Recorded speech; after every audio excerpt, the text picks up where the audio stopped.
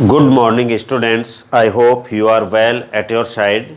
Today we will revise the chapter 4 climate. Chapter 4 जो है climate उसका रिवीजन करेंगे और इस चैप्टर में जो पहला टॉपिक है unity and diversity. Unity and diversity, unity and diversity in the Indian monsoon.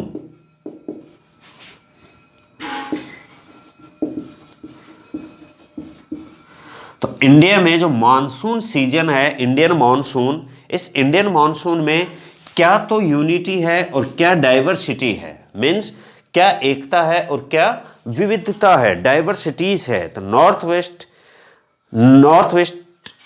Ding in broad climatic unity, the climate of India has many regions, regional variation। कई जगह रीजनल वेरिएशन है कि different places में different type की climate जो है, overall climate same है but अलग अलग स्पेस पर, प्लेसेस पर अलग अलग तरह की क्लाइमेटिक कंडीशंस पाई जाती है। बात करें हम the day temperature in the month of June में soar to 48 to 50 degree Celsius at Barmer in Rajasthan, while it may hardly reach 22 degree Celsius at Gulmarg और Pahalgam in Kashmir at the same time. June month की बात करें हम तो जून मंथ में जहां राजस्थान के बाड़मेर में 48 to 50 डिग्री सेल्सियस टेम्परेचर पहुंच जाता है, सेम डे सेम टाइम पर गुलमर्ग जो कश्मीर का है और पहलगाम है वहां पर मुश्किल से 22 डिग्री सेल्सियस टेम्परेचर पहुंचता है। दिसंबर की नाइट्स की बात करें तो जहां पर -45 डिग्री सेल्सियस एट द्रास और कारगिल, कश्मीर के द्रास और कारगिल एरिया में जहां -45 सेंटीग्रेड टेम्परेचर हो जाता है, वहीं पर उन्हीं दिनों में तिरुवनंतपुरम और चेन्नई दोनों जगह पर सेम टाइम में 22 डिग्री सेल्सियस टेम्परेचर रहता, जहां -45 है और दूसरी साइड में +22 है। तो ये एक डाइवर्सिटी है मानसून की। मासिनराम और इन मेघालय जहां पर 1221 सेंटीमीटर एनुअल रेनफॉल रिकॉर्ड की गई है, अर्थात वर्ल्ड का हाईएस्ट रेनफॉल रिसीव प्लेस है। वहीं दूसरी तरफ जैसलमेर राजस्थान है जहां पर annual rainfall 12 centimetre per year होती है। एंड जहां हम बात करें कि गारो हिल्स में जहां पर एक सिंगल डे में जितनी रेनफॉल होती है, जैसलमेर में 10 साल में भी उतनी रेनफॉल नहीं होती है।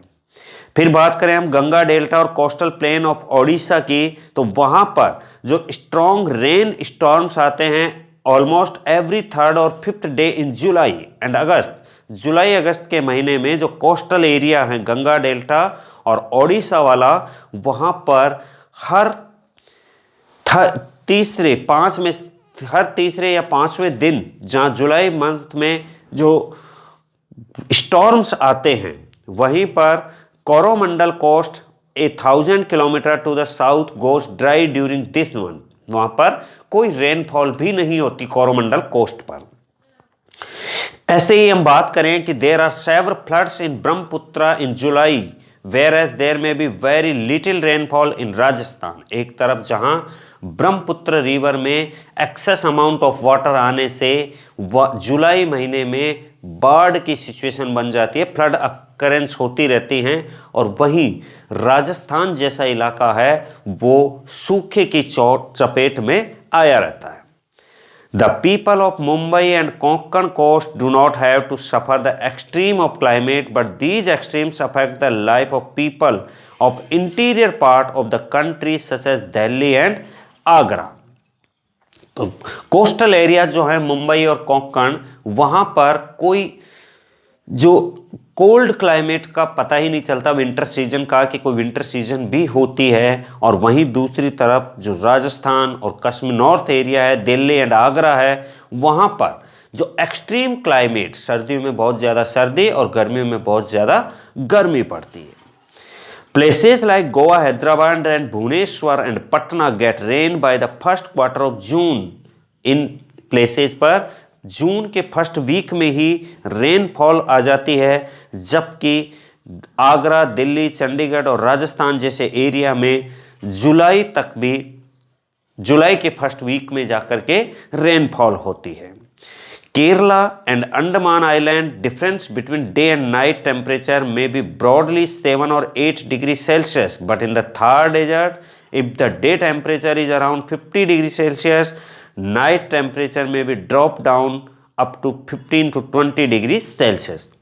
तो जो रेंजेस है, दैनिक तापांतर है, टेम्परेचर जो है डे और नाइट के टेम्परेचर में, जहां पर कोस्टल एरियाज में ओनली 7-8 डिग्री सेल्सियस का डिफरेंस होता है, वो भी मुश्किल से, वहीं पर western part of India, Rajasthan, Gujarat में जहां 15 to 20 degree Celsius temperature day और नाइट में हो सकता है। तो ये हैं कि ये बातें शो करती हैं कि इन जो मानसून ऑफ इंडिया है उसमें क्या यूनिटी है और क्या डाइवर्सिटी है। Now the factors determining the climate of India. Factors determining the climate of India.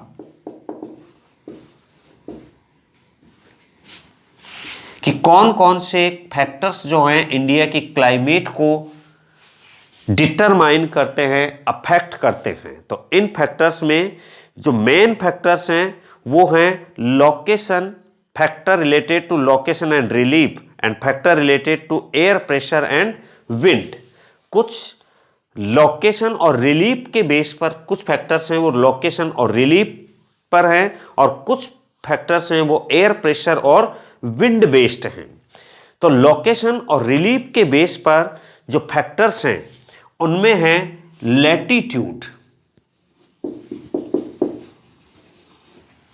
एक मेन फैक्टर है लैटिट्यूड, कि जो लैटिट्यूड्स हैं, अब लैटिट्यूड्स मीन्स लोअर लैटिट्यूड और हायर लैटिट्यूड हैं, तो इनसे भी जो क्लाइमेट है वो अफेक्ट होती है। जो एरियाज ट्रॉपिक ऑफ कैंसर और इक्वेटर लाइन के बीच में पड़ते हैं वहां पर ट्रॉपिकल क्लाइमेट पाई जाती है, और जो एरिया ट्रॉपिक ऑफ कैंसर और ट्रॉपिक ऑफ कैंसर से नॉर्थ पोल की तरफ है वहां सब ट्रॉपिकल क्लाइमेट पाई जाती है। Second is the Himalayan mountain, latitude है, फिर है हिमालयन माउंटेन, कि ये हिमालयन माउंटेन है, माउंटेन जो है ये भी क्लाइमेट को अफेक्ट करता है। कैसे करता है क्लाइमेट को अफेक्ट? तो हिमालय माउंटेन जो कोल्ड विंड्स आती है सेंट्रल एशिया से, उनके लिए एक बैरियर का काम करता है, और वो विंड उनसे टकरा करके आगे पीछे निकल जाती हैं। अदरवाइज इंडिया की क्लाइमेट है उस सर्दियों में और ज़्यादा कोल्ड क्लाइमेट होती, ठंडी हवाएं उधर से आती रहती। और सेम ऐसे ही जब मानसून विंड्स हैं, इंडिया जो रेनफॉल करती है इंडिया में, तो वो मॉनसून विंड जो हैं माउंटेन, हिमालय माउंटेन से टकरा करके इसके इसी साइड में इंडिया की तरफ ही रेनफॉल करते हैं, और विंड आगे नहीं जा करके वापस रिटर्न बैक वहीं से होती है। Distribution of land and water, ये जो लैंड और वाटर का डिस्ट्रीब्यूशन है ये भी क्लाइमेट, इंडियन की क्लाइमेट जो है उसको अफेक्ट करता है।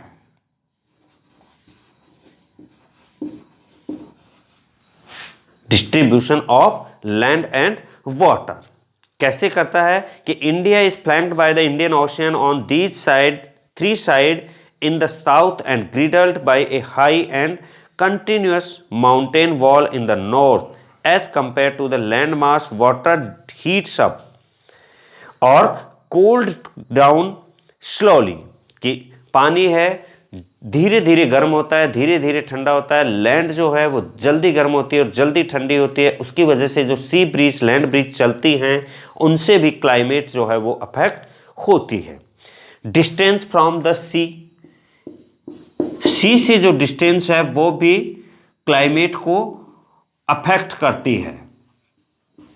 फॉर एग्जाम्पल कि कोस्टल एरियाज जो हैं जहाँ पर 3 साइड में सी जो पास में है डिस्टेंस कम है और जो नॉर्दर्न पार्ट है वो डिस्टेंस सी से ज़्यादा है, तो वहाँ पर मॉडरेट क्लाइमेट का असर उस एरियाज में नहीं हो पाता है। एल्टीट्यूड, हाइट, एल्टीट्यूड है ये भी अफेक्ट करता है कि लो एल्टीट्यूड वाले एरिया जो हैं वहाँ पर क्लाइमेट डिफरेंट टाइप की होती है और जो हायर रीचेस हैं, for example north and north eastern India में जो सी लेवल से हाइट पर एरियाज हैं वहाँ टेम्परेचर जो है लो रहता है। जो नॉर्मल जो रेट है लैप्स रेट उसके अकॉर्डिंग कि 165 मीटर की हाइट पर 1 डिग्री सेल्सियस टेम्परेचर लो हो जाएगा और उसी रेट से जब कम होता है तो हाई एल्टीट्यूड पर टेम्परेचर लो मिलेगा। And the last is the relief. तो रिलीफ फीचर्स है ये भी इंडिया की क्लाइमेट को अफेक्ट करते हैं। तो ये जो फैक्टर्स थे ये on the based of location and relief, location और रिलीफ बेस्ड थे। और एक जो फैक्टर्स आते हैं based related to air pressure and wind. तो surface distribution of pressure and winds, upper air circulation caused by factors controlling global weather and inflow of different air masses and jet stream. तो climate कैसे affect करती है wind और air pressure से, कि जहां पर विंड का एक रूल है कि जहां वो हाई एयर प्रेशर एरिया से लो एयर प्रेशर एरिया की तरफ ब्लो होती है, मूव करती है। तो जब एक एरिया में इंडिया में जब गर्मियों में नॉर्दर्न पार्ट में हिमालय के पास में एक लो एयर प्रेशर जनरेट होता है तो और जो इक्वेटर लाइन के पास में हाई एयर प्रेशर जनरेट होता है आईटीसी जेड में इंटरट्रॉपिकल कन्वर्जेंस जोन में, तो वो जो वहाँ पर हाई प्रेशर एरिया जनरेट होता है वहाँ से विंड लो एयर प्रेशर एरिया की तरफ मूव करते हैं। और जब वो विंड वाटर बॉडी के ऊपर से आ रही हैं तो इवापोरेटेड वाटर जो है उसमें मिक्स होता है और इसीलिए वो जो रेनफॉल करवाने में हेल्प करते हैं। तो ये जो है एयर प्रेशर और विंड का सिस्टम, कि विंड है अगर स्पीडली बह रही है तो क्लाउड आगे चले जाते हैं, टेम्परेचर कम होता है, और स्लो स्पीड से बह रही है तो वहीं पर रेनफॉल हो जाती है। तो weather condition leading to rainfall due to inflow of western disturbances during winter and tropical depression during the rainy season. तो ये फैक्टर्स हैं जो इंडिया की क्लाइमेट को डिटरमाइन करते हैं।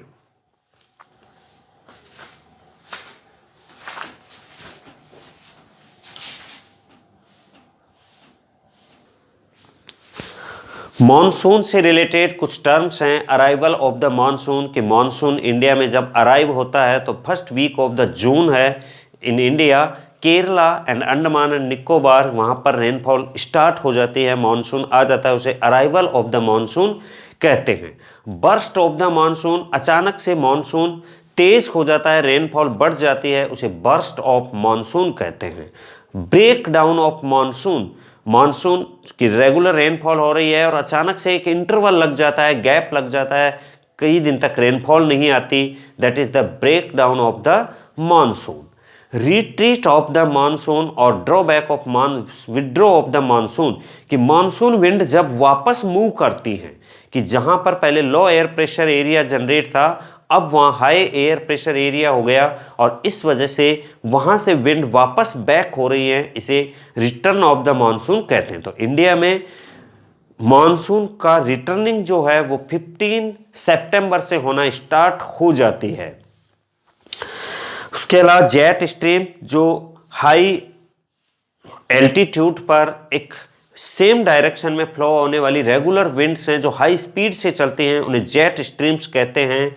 Nature of monsoon, nature of Indian monsoon, Indian monsoon का nature कैसा है, तो नेचर जो इंडियन मॉनसून का है वह the onset of the monsoon, rain bearing system and the relationship between their infrequency and distribution of monsoon rainfall break in the monsoon, कि कभी तो मानसून जल्दी आ जाता है, अनसर्टेनिटी है, और रेनफॉल कभी नॉर्मल से ज़्यादा हो जाती है, कभी कम होती है, तो अनसर्टेनिटी ऑफ द मानसून है और break down in the monsoon है।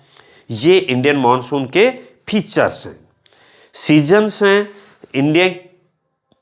इंडियन सीजन्स को 4 पार्ट में बांटा गया है: summer season, winter season, arrival of the monsoon and retreating of the monsoon.